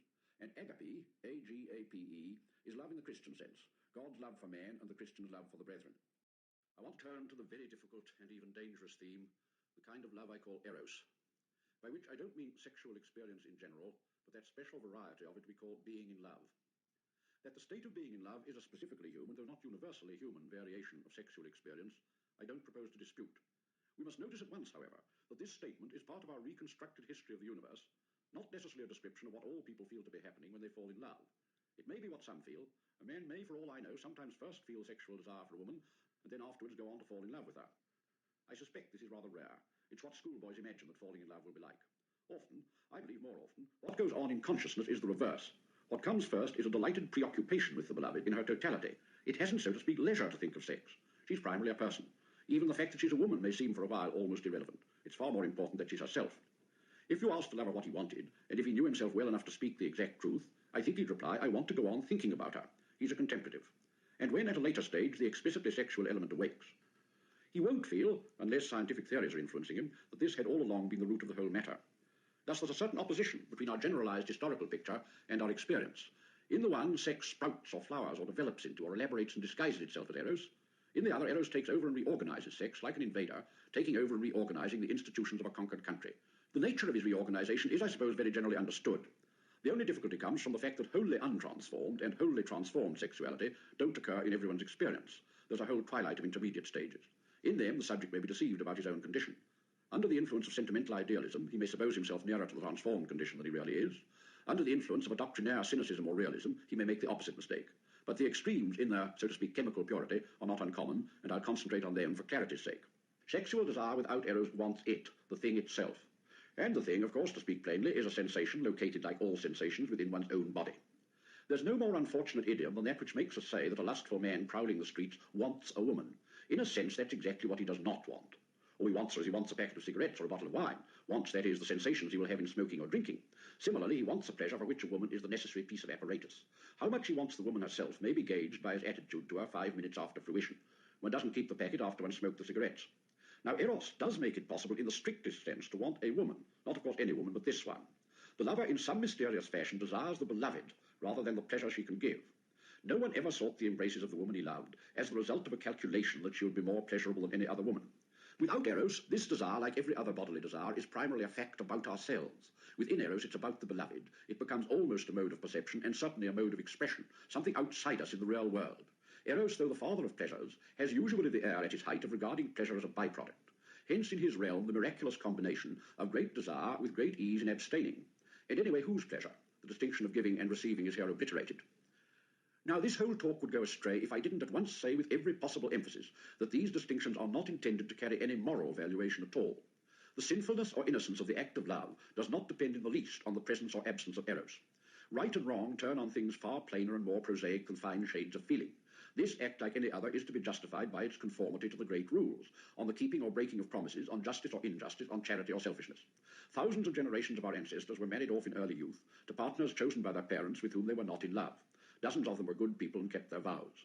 The mutual duty of paying their marriage debt, as it was called, was discharged with no other ammunition than plain animal appetite, for no other was to be had, and they did right. On the other hand, this act, done under the influence of a soaring and iridescent Eros, may yet be plain adultery, may involve breaking a wife's heart, deceiving a husband, betraying a friend, polluting hospitality, and abandoning one's children. Fine feelings don't mend the matter at all. In my distinctions between sexuality in general and Eros, I have not been evaluating, but only trying to define. I now turn to questions which do involve good and evil. With mere sexuality, and all the sufferings and sins it has scrawled across human life, I'm not concerned. My subject is Eros. But this subject itself forces us to make a distinction between Eros in general and the explicitly or carnally sexual element within it. It's been widely held in the past, it's perhaps held by some unsophisticated people today, that the moral danger of Eros derives chiefly from the carnal element, and that Eros is in some sense best or noblest or purest when this is reduced to a minimum. Hence, some of the older moral theologians seem to have thought that the thing chiefly to be guarded against in marriage was a soul-destroying surrender to the senses. Notice, however, that this is not the scriptural approach. St. Paul, dissuading us from marriage, says nothing at all about that side of the matter, except to discourage prolonged abstinence from the act of love. What he fears is preoccupation, the need of constantly pleasing, that is, considering one's partner, the multiple distractions of domesticity. It's marriage itself, not the marriage bed, which will be likely to prevent us from waiting uninterruptedly on God. And surely St. Paul's right. If I may trust my own experience, it is, within marriage as without, the prudential and practical cares of this world, and even the smallest and most prosaic of those cares, which are the great distraction. My prayers have more often been hindered by petty anxieties and decisions about the conduct of the next hour or so than by any passion or appetite whatever. It seems to me clear that the medieval writers, themselves nearly all celibates, were unaware of the change Eros works upon sexuality. Preoccupation with the beloved may indeed be an obstacle in the spiritual life, but not, I think, chiefly that kind of preoccupation. Nevertheless, the act of love, within Eros, between lovers, is haunted, and especially in our time, by its proper danger. The problem is to regard it with the right kind and the right degree, no more, of seriousness. Of course, considered in relation to its possible consequences and to the marriage vow, it is as serious as any natural action could be. I'm not speaking of that. I'm speaking of it considered, as all lovers do and must consider it, in itself. Now, the act of love, Venus, as our ancestors called it, has, even on those terms, its own inherent kind of gravity, but it's also very possible to take it too seriously or with the wrong seriousness, and especially today. A preposterous and ludicrous solemnization of sex has been going on almost since my life began. Nothing is more needed on this subject at the moment than a good outbreak of belly laughter. One author tells us that Venus should recur through the married life in a solemn sacramental rhythm. A pupil tells me that a novel, which I had damned as pornography, couldn't really be pornographic because it treated the whole matter so seriously, as if a long face was some kind of disinfectant. The technicians, so to call them, have so bedeviled us with the immense psychological importance of getting this act right and the all but impossibility of doing so. One imagines some young couples now go to it with the complete works of Freud, Kraft, Ebing, Dr. Stopes and Havelock Ellis laid out on bed tables all round them. Then there's D.H. Lawrence too, and the whole Pillar of Blood school. We're threatened with something like a revival of the phallic religion. But we must not be totally serious on this subject. Indeed, we can't be totally serious without doing violence to our humanity. It's not for nothing that every language and literature in the world at every period is full of jokes about sex. Many of them may be dull or disgusting. Nearly all of them are past their first youth. They may sometimes be an occasion of sin, though not so often, I believe, as people have thought. But we must insist they express an attitude to Venus which, in the long run, endangers the Christian life far less than one of reverential seriousness. Love ceases to be a demon only when he ceases to be a god. We must not attempt to find the absolute in the flesh. Banish play and laughter from the bed of love, and you have let in a pagan gravity. The mass of the people are perfectly right when they insist that Venus is a partly comic spirit. Venus herself will take a revenge if we accept her occasional claims to total seriousness. Venus herself, a mocking spirit, far more elf than goddess, makes game of us. Where all external circumstances are fittest for her service, she will leave one or both the lovers totally indisposed. Where every overt act is impossible and even glances cannot be interchanged, in crowded shops and at interminable parties, she will assail both with all her powers. Then an hour later, when time and place agree, she will have mysteriously withdrawn, perhaps from only one. Oh, what a pother this must raise! What self-pities, resentments, suspicions, wounded vanities, and all the current chatter about frustration in those who have treated her like a serious goddess. Sensible lovers laugh, of course. It's all part of the game. A game of catch as catch can, and the escapes and tumbles and head-on collisions are to be treated as a romp. Only if we so treat them shall we fall soft and lose with good temper, and win, when we do win, light-heartedly. There are three views of the body. To some it is a sack of dung, food for worms, a prison, filthy, shameful, never to be thought of except for the purpose of self-humiliation. That, oddly enough, is a common view among ancient pagans. To others it is glorious. By it, rather than by his soul, man is godlike. Nudists, I suppose, think so. Thirdly, we have the view which St. Francis expressed when he called his body brother ass. All three may be, I'm not sure, defensible, but St. Francis for my money. Ass is exquisitely right, because no one in his senses could either reverence or hate a donkey. It's a useful, sturdy, lazy, obstinate, lovable, and infuriating animal, deserving now the stick and now a carrot, at once pathetically and absurdly beautiful. So the body. There's no living with it unless one recognizes that part of its function in our lives is to play the role of buffoon. And, of course, every man, woman, and child in the world does recognize this, until some theory has sophisticated them. The fact that we have bodies is the oldest and most universal of all jokes. The error consists in supposing that Eros can or should permanently abolish the joke. That isn't what happens. The conduct and bearing and the very facial expressions of all the sane and happy married couples we know make this quite clear. Lovers, like everyone else, continue to feel an element, not only of play or comedy, but even of buffoonery in the body's expression of Eros. And the body, in this relation as elsewhere, would betray and frustrate us if this ceased to be so. It would be too clumsy an instrument for rendering love's music, unless this very clumsiness could be felt as adding its own grotesque charm. Better plant it foursquare within the drama of Eros as comic relief than pretend it isn't there. But, of course, the poetry is there as well as the unpoetry, the gravity of Venus as well as the levity. But this gravity, which Venus sometimes puts on, is the very reason for preserving also a hint of play in our attitude to her. Natural things are dangerous when they begin to seem too divine. We must understand and distinguish. This is especially true of an attitude which Venus at her gravest calls forth in most, though not all, pairs of lovers. This act may invite the man to an extraordinary though brief dominance as of conqueror or captor, and the woman to a corresponding abjection and surrender. Hence, as in Shakespeare, the lover's pinch which hurts and is desired. How are a sane man and woman to think of this, or a Christian man and woman to permit it? The answer, as I see it, brings out the difference between friendship and Eros at its extreme. In friendship, a man counts for precisely himself, no less, no more. But in the act of love, we are not merely ourselves. We are representatives also. In this kind of love, it's not an impoverishment, it's an enrichment, to be aware that great natural forces work through us.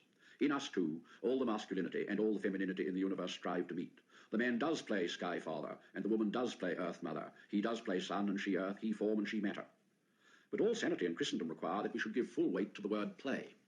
A woman who accepted as literally her own this extreme self-surrender would be an idolatress, offering to a man what belongs only to God.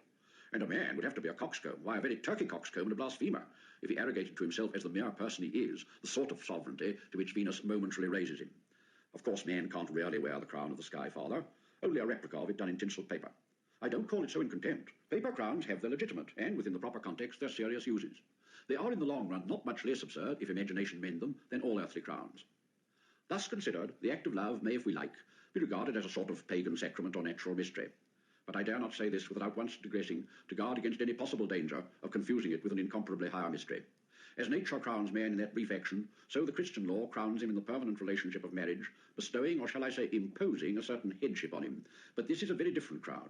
As there's a danger of taking the natural mystery too seriously, so there's danger of not taking the Christian mystery seriously enough.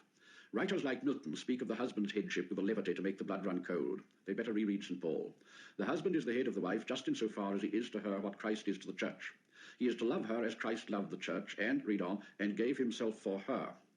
Isn't it clear that this headship is most fully embodied in that man whose marriage is most like a crucifixion, whose wife receives most and gives least, who is most unworthy and in her own mere nature least lovable? For the church has no beauty except what her bridegroom bestows on her. He doesn't find but must make all her loveliness, and in making her his bride he has infinitely descended. The chrism of this terrifying coronation is to be found not in the joys but in the sorrows of marriage, whether these come by sickness or poverty, by the sufferings and perils of a good wife or the faults of a bad one. It is not the triumphant bridegroom who fully enacts this headship. It is some seedy, careworn elderly husband inured to unreproachful self-denial, burdened with all duties and denied all rights, finally loving the unlovable and forgiving the unforgivable. Forgiving, not acquiescing in, a King Cophetua who after a quarter of a century can still hope that the beggar woman he has married will someday learn to wash behind her ears. As Christ can still see in the soiled and tattered church on earth, the bride will one day be without spot or wrinkle. The sternest feminist needn't grudge to my sex the crown offered it, either in the natural or in the Christian mystery. The one is of paper, and the other is of thorns. From Venus, the carnal ingredient within Eros, I now turn to Eros in general, and here I think we'll see the same pattern repeated with great consistency. I've already noticed that Eros does not in the act of love aim at pleasure, just in the same way Eros in general doesn't aim at happiness. We may think he does, but when he's put to the test it proves otherwise. Everyone knows it's useless to try to separate lovers by proving that a marriage between them would probably be unhappy, not only because they'll disbelieve you, though of course they probably will, but even if they believed they would still hold on their course. For it's the very mark of Eros that when he is in us, we would rather share unhappiness with the beloved than be happy on any other terms. Even when the impossibility of happiness in marriage with the beloved becomes ineluctably clear, Eros never hesitates to say, better this than parting, better to be miserable with her than happy without her, better our two hearts should break together than mend and be whole apart. If the passion within you doesn't say this, it's not Eros. And here, far more than in the senses, lies his supreme peril and his supreme glory. For Eros, so speaking, must seem to all of us to speak with the voice of a god. This total commitment, this transcendence of self-regard, sounds like a message from the eternal and celestial. And some mistake it, and all who love are tempted to mistake it, for the voice of God himself. But it can't be, for it may urge to evil as well as to good. Nothing's shallower than to assume that the love which leads to sin is always somehow qualitatively lower, more animal or more trivial than what leads to a fruitful and faithful Christian marriage. It may be neither wandering lust nor idle sentiment that draws miserable couples into cruel and treacherous unions and into suicide and murder. It may be Eros himself, heart-rendingly sincere and profound, and whatever he commands us, his voice will still have that divine resonance. And there have been schools of thought which attempted to sanction it and to make out reasons why we should always obey the voice of Eros. The one most likely to be believed in our own day is what may be called Shavian. Shaw himself would have called it metabiological romanticism. According to this view, the voice of Eros is the voice of the élan vital, or life force, the evolutionary appetite. In overwhelming a particular couple, it is seeking parents for the Superman. And it's rightly, on Shaw's view, indifferent both to their personal happiness and to the rules of morality, because something far more important than either, he thinks, the future of our species, is at stake. If so, the life force doesn't seem to understand its business very well. Because, of course, the existence or intensity of the Eros between two people doesn't, as far as we can see, furnish any ground for expecting that their offspring will be specially satisfactory, or even that they will have any offspring at all. Two good strains, not two fine lovers, is the recipe for good children. And what was the life force about during the countless generations in which marriage didn't depend on love? Has this bright idea, if it is a bright one, for the improvement of our species only just occurred to it? And anyway, most of the pictures that have been painted of the Superman are so very unattractive that if you believed this theory, you'd be inclined to turn monk in order to avoid the mere risk of begetting him. Neither this theory nor any other kind of erotic transcendentalism can be accepted by a Christian. Even if Eros were the voice of the life force, a Christian could only say, so what? The life force is only a creature and perhaps a fallen one. It would not justify us in obeying Eros unconditionally. But unconditional obedience is just what he seems to demand, divinely indifferent to our self-regard, titanically rebellious to any law of God or man that opposed him. When I wrote long ago about the medieval poets and the strange religion of love which they built up alongside Christianity, I'm afraid I treated this too much as a literary matter. I hadn't noticed how Eros himself, by his very nature, invites this kind of quasi-religious treatment. Of course, moralists have often told us that being in love contained a danger of idolatry, but I think they usually meant that the lovers might idolize one another. I don't myself think that's often the real danger. Lovers, no doubt, may put one another before God, as in every sin we put some finite good before God. And in that sense, we may be said by a very legitimate metaphor to commit idolatry whenever we sin at all. The real danger is less that they should make idols of one another than that they should make an idol of Eros himself. I don't mean, of course, that they will build altars or say prayers to him. The idolatry I'm speaking of meets one in the popular misinterpretation of our Lord's words, much is forgiven to her because she loved much. In their context, taken with the parable of the two debtors which comes just before, this clearly means that the greatness of her love, agape, for Christ, shows how much has been forgiven to her. But thousands of people take it to mean her sins are forgiven, are forgivable, hardly need forgiveness, because a great passion was their motive. It almost felt that if this were so, they were not really sins. In love's law, we lovers have our own law or religion, separate from God's law. Where a true Eros, not mere appetite, is present, resistance to any of his commands is felt like apostasy. Temptations speak with the voice of duties, quasi-religious duties, acts of pious zeal. For he builds up his own religion round the lovers. Now they feel they are under his new law, under what in this religion corresponds to grace. They feel they are new creatures. His mere spirit supersedes all laws. These temptations, disguised as a sort of zeal or a sort of piety, needn't of course be temptations to unchastity. They are quite as likely to be temptations to act unfairly or uncharitably towards the outer world. It is for love of you that I have neglected my father, for love of you that I cheated my partner. And all the time we have the tormenting paradox that this quasi-God, this Eros whose voice sounds like the eternal, isn't eternal at all. He's notoriously the most desperately mortal of our passions. The whole world rings with complaints of his fickleness. What is puzzling here is not just the fickleness itself. What's really baffling is the combination of this fickleness with his violent assertions that he will be permanent. To be in love is both to intend and to promise eternal constancy. Love makes vows without being asked. I will be ever true are the first words he utters. Now appetites don't speak with that voice. The man who is moved to overeat or overdrink doesn't at all necessarily resolve on lifelong gluttony or drunkenness. If anything, he's far more likely to assure himself that this is the very last time he will indulge in either. He reaches out his hand for the decanter in order to fortify with one more glass his resolution to become a teetotaler. Far more like the love situation is that of the amorist, no mere sensualist, still less a cynic, who has a new so-called wife or mistress, or at least a new affair, every time we meet him, and is quite certain that this time it's the real thing. His wanderings are over, he's found his true love at last, and to her he will be true to death. The closest parallel to the behaviour of Eros is to be found not in our ordinary appetites, but in what may perhaps, for convenience, be called the intellectual passion. Beside the amorist sat the faddist. You know, every time you meet him he has at last found the key to the riddle of the universe. It has been Marx, Freud, Jung, Theosophy, Yoga and Dianetics. Christianity is often given its turn. And each time he feels the same certainty. The resemblance is not accidental, and it doesn't, as we might hastily suppose, redound wholly to the discredit of Eros. The passion of the faddist is in a very disordered condition, but it is not a contemptible passion. A brutal and sordid man wouldn't keep on thinking he had found a coherent system of truth. If it were offered him on a plate, he wouldn't care tuppence about it. He'd rather have a drink, or a draw on a sweepstake, or a new car. The thirst for truth, which the faddist keeps on thinking he has finally slaked, is something men ought to have. He is neither culpable for feeling, nor deceived in thinking it of immense value. So with the amorist. But both trust the passion itself, and a very early phase of it, to do for them what no passion can do. A passion can only move us, only supply incentive and energy. It is merely the dive that gets us into the water. Once in, swimming, not diving, is the thing. The faddist's delight in the discovery of, as he thinks, truth is to be admired, not mocked. The trouble is that he expects the possession and use of truth to be exactly like the discovery. If, after his dive, he used his muscles and swam, his history would be quite different. The amorist similarly expects being in love to be exactly like falling in love. When the delicious falling is over, when the dive's got him into the water, he doesn't know how to go on. He has enjoyed the incentive of the passion. He never discovers what it is an incentive to, so he presently climbs out and tries a dive in a different pond. For love by itself will not keep us in love, or not for very long. Falling in love is something that happens to us. Being in love, still more remaining permanently in love, is something we do. No passion is self-preservative. The promise of permanence which Eros makes can be kept, but it isn't Eros of himself who can keep it. Yet the transcendental quality in his voice, our feeling when in love that this condition should and must be everlasting, is not wholly a deception. What it really signifies is the immense value, and in its possible developments, the really otherworldly and spiritual value of the change which falling in love works upon us.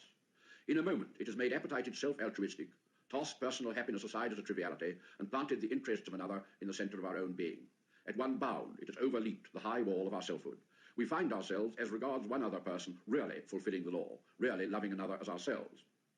But having done this, the mere feeling will do no more. Eros has now done his stuff. He will not extend this selflessness to others besides the beloved. He may do quite the opposite. He will not even perpetuate it towards her. He will not of himself, even in that relationship, remain the sort of love he promised to be. He may not remain any sort of love at all. He may simply die. For, of course, as we all really know, Mere spontaneous feeling will not keep any pair in love even for a few months or weeks. The passion in its total and selfless commitment is intermittent, recurrent. The old self soon turns out not to be so dead as it seemed, as often after a religious conversion. In both, the old self may for the moment be knocked flat, but he will soon be up again, if not on his feet, at least on his elbow, if not roaring, at least back to his old surly grumbling or mendicant whine. The corruptions return. Venus will sometimes slip back into mere sexuality. What's 10 times worse, that desire for the beloved herself, for total unity, may take on a morbid form. It may come to be a sort of imperialism, a desire for absorbing without being absorbed, possessing without being possessed, making the beloved, every thought, wish and interest, a mere reflection of oneself. And since the beloved may often have exactly the same program for you, success, which would be infamous if achieved, is not very probable. At this stage, the couple are almost fortunate if they fall out of love altogether, but they may remain in it, in that sort of love which is increasingly a sort of hatred. One thinks of Anna Karenina and Vronsky in the novel, jealous, exacting, and resentful. The old amorous exaggeration, "I could eat you," now takes on a new and horrible meaning. My point isn't that these dangers can't be averted. They are averted daily by thousands of couples, but they're not averted by Eros himself. The lovers who idolized him, who trusted all to the strength of their original emotion, will fare the worst. If love is to remain, and to remain himself, he must be supported by outside help. And this everyone knows. You need a bit of common sense, they say, or some give and take, or a sense of humour. Yes, but in clearer language, you need a firm will to justice. You need a will already pretty well trained and disciplined. In the long run, you need the grace of God. And in this, Eros is like all the natural loves. They have not within themselves resources to secure their own permanence, or to keep themselves from internal corruptions, nor to be innocent in dealing with those outside the circle of love. To say that they all need correction by higher powers in us, and by a power higher than we, though true, is not perhaps the best way of putting it. This suggests that it is always, as it is sometimes, our duty to renounce or diminish them. I should rather say they need the help of higher powers in order to become and remain themselves. The more we trust them to be self-sufficing, self-corrective, and self-perpetuating, the more deceived we shall be. It's rather like a garden. A garden is a glorious thing full of life and giving us life. But you must not trust your garden to weed itself, or fence itself, or prune itself, or anything of that sort. It hasn't got that kind of goodness. A garden left to nature will soon not be a garden. It's the same with our passions. They also are life-giving. But when God planted that garden of our passions, he set a man over it to dress it, and set the man under himself.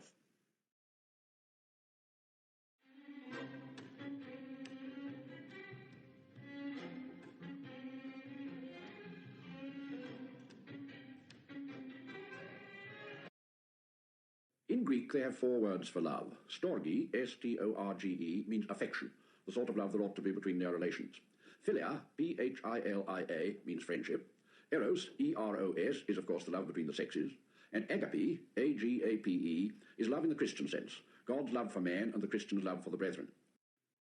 All through these talks, I've been touching very lightly on a theme which anyone who was treating the natural loves from a Christian point of view would have emphasized far more strongly a few centuries ago. If the Victorians needed the reminder that natural love is not enough, the old theologians were always saying very loudly and sternly that natural love is likely to be a great deal too much. The danger of loving our fellow creatures too little was less present to their minds than that of loving them idolatrously. In every wife, mother, child, and friend, they saw a possible rival to God, and so, of course, does our Lord. There was therefore no question in my mind of simple dissent from the older doctrine. There has been a difference of method. I have taken a roundabout way.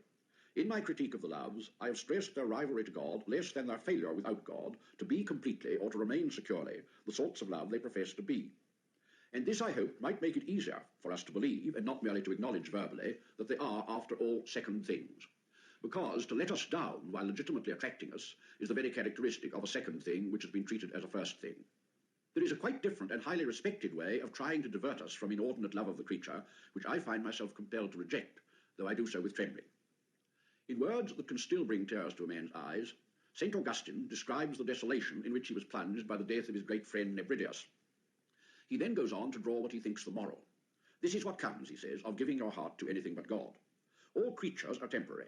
It's the very nature of the universe that all individuals should pass away and make room for others.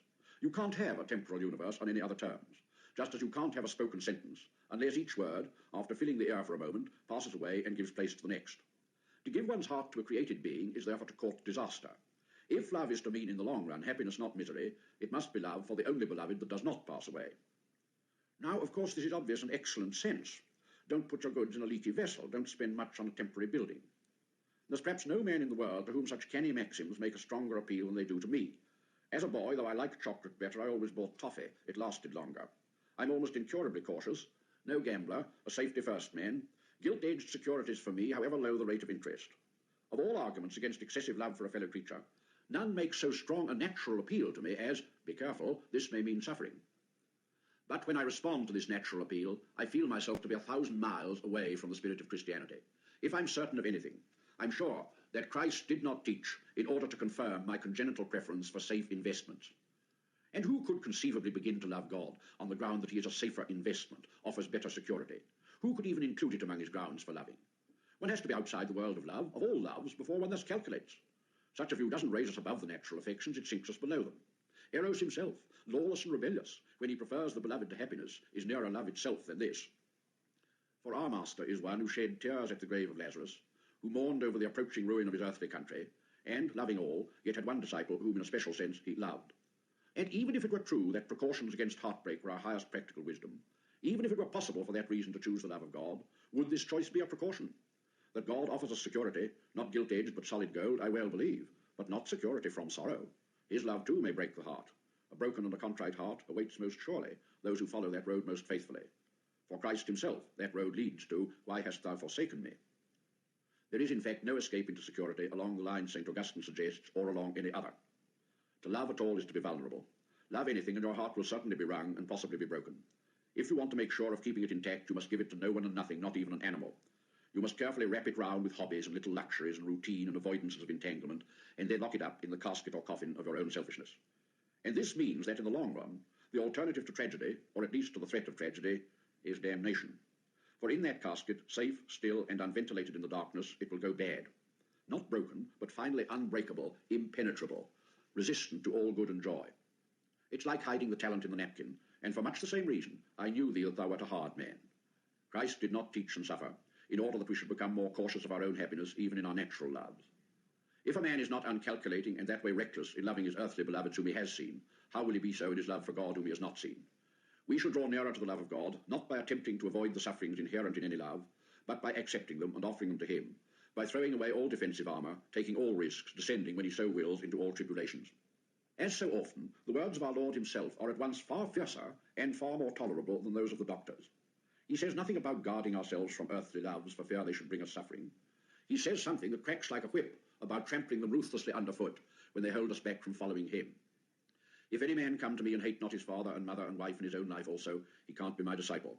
The crack of the whip is there, I think, because the strength and up to a point legitimacy of the affections is taken for granted. One doesn't bring a battery to demolish a molehill. But what, for practical purposes, does the word hate here mean? That the Lord of love should be telling us to hate, in plain prose, anyone, to cherish feelings of vindictive resentment, to gloat over another's misery and rage at his happiness, is of course out of the question. To hate in Scripture means primarily to set aside, discount, reject, almost to fail as an examiner fails a candidate. The duty of, on occasion, hating those whom we love remains, even when thus interpreted, a very terrible one. And it's also very hard to be sure when the occasion has arisen. Some of us are too ready to think that it has, others are not ready enough, and all of us are likely to be mistaken as to which sort of people we are. Sometimes a wise friend knows, more rarely he will tell us, most rarely of all we may endure to be told, what we are. The extent to which a man can discern and then perform this duty will depend on the extent to which his whole life has already been transformed by the Spirit of God. If it has, then the natural love will already have been placed under and in some degree converted into agape. The cavalier poet could reasonably say, I could not love thee, dear, so much, loved I not honour more, because his mistress was a cavalier lady who already admitted the claims of honour. There are women, and in other ways not bad ones, to whom the mention of it would be meaningless, just one of those silly things that men talk about. If natural love could in the cavalier lady be thus submitted to such a quarter god, for he's not even a demigod, as honour, how much more should it in a Christian be submitted to agape, that is, to love itself? That brings us back to our main subject. In particular instances, we may have to renounce a natural love altogether. But mercifully, the duty laid upon us is more often that of retaining it and subjecting it to, indeed transforming it into agape. These natural loves must accept the transformation even for their own sakes, must submit to become second things if they're to remain things at all. For when God rules in a human heart, though he may often have to dismiss some of the native authorities, he often continues some in office, and by subjecting their officers to him, gives them for the first time a firm and durable basis.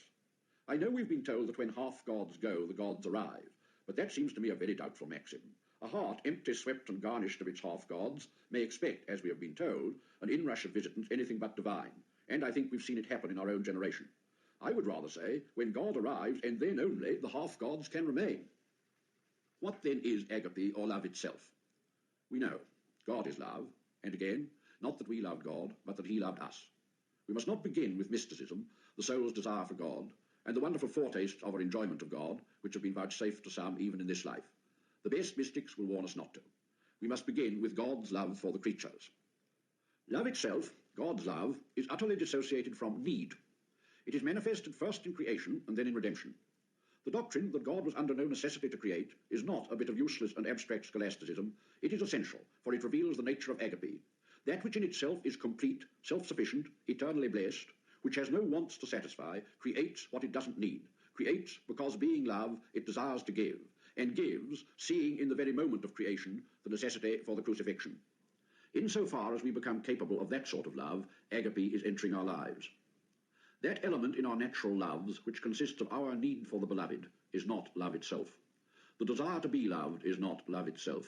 The delight in being loved is not love itself. But don't misunderstand. This element is not a sin or impurity in our love, which we must try to expel. The need for the beloved is no more a sin than the need for one's breakfast. To be loved is the soul's food, as bread and meat and vegetables are the body's. A loss of appetite for either would show something wrong. Both are innocent, but both are merely natural. One is not yet in love itself, for desiring to be loved and delighting in it. Just in so far as something beyond and other than this need and delight enter our natural loves, so far has agape entered them. And of course, all our natural loves have in them at the outset something the very reverse of agape. In maternal affection you may say this is not quite so obvious. It is in one sense concerned with giving, not getting, but then this giving itself is need. We all know what the cows say when the milkers are late. And I think all the givings, all the cares and toils which proceed from storge have this character. Storge, like charity, is humble and suffers long.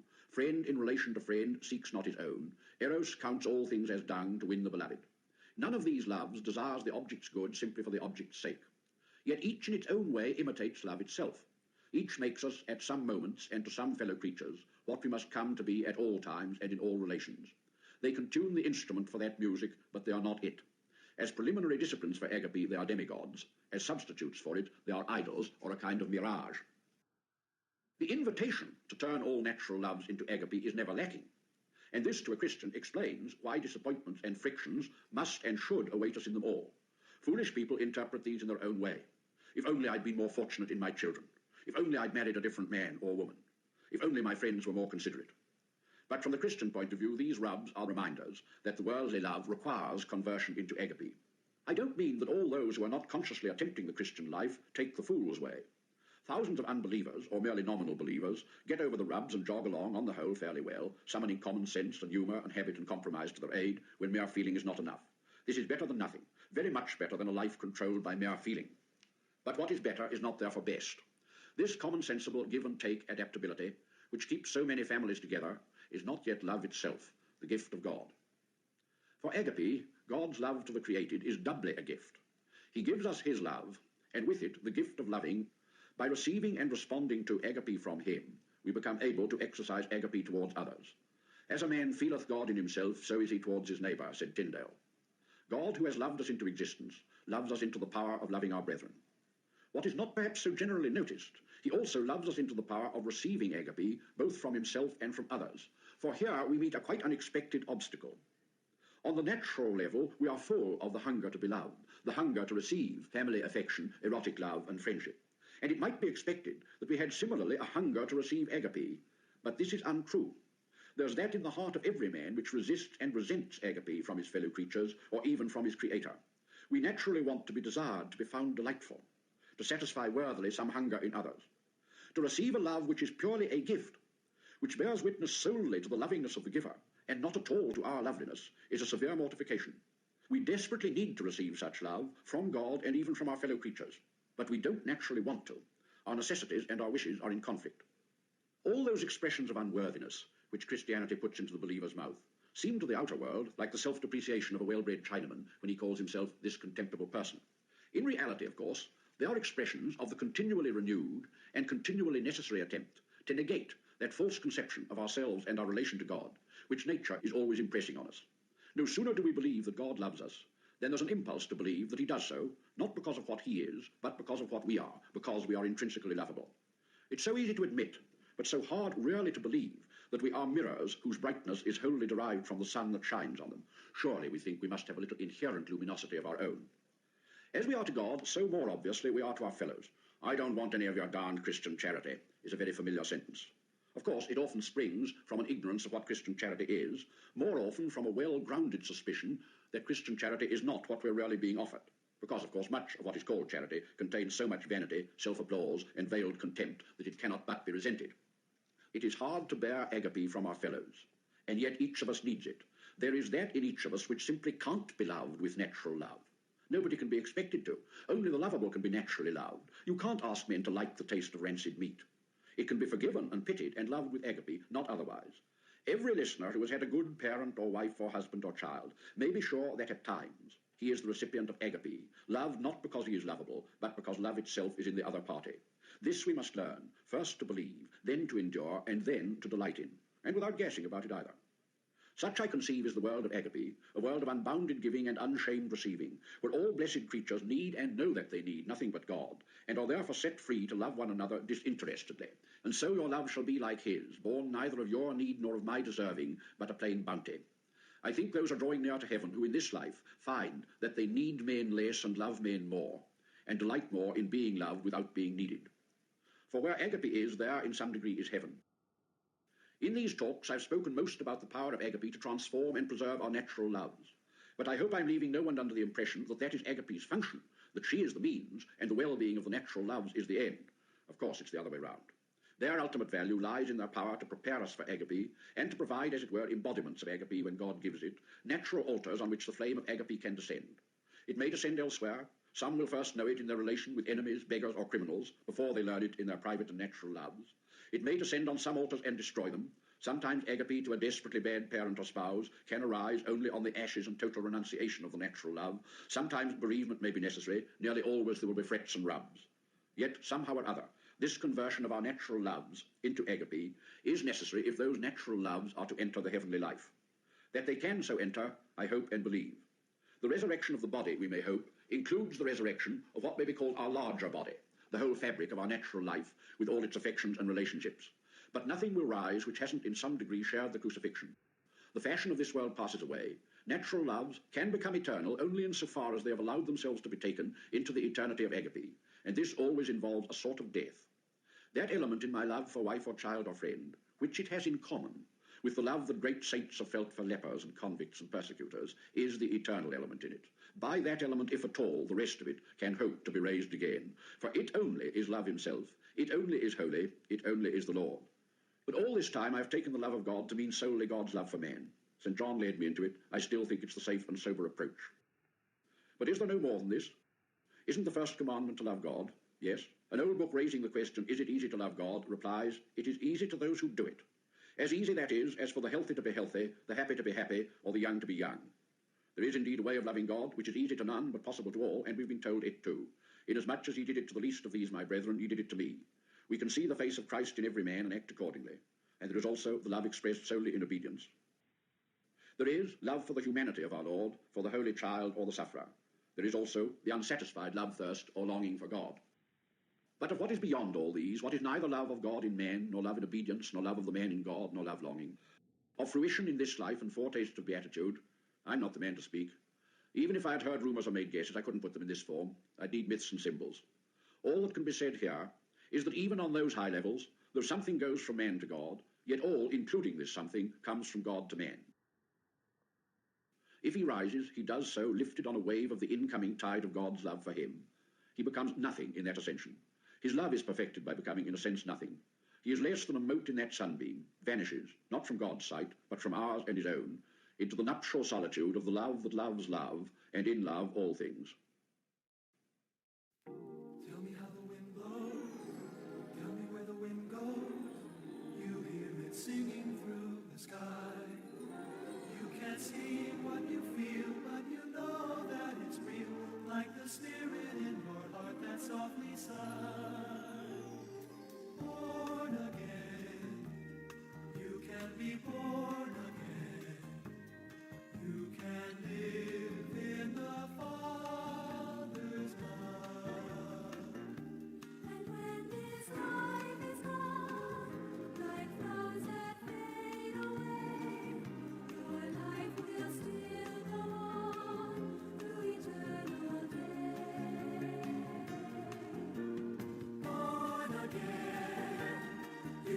before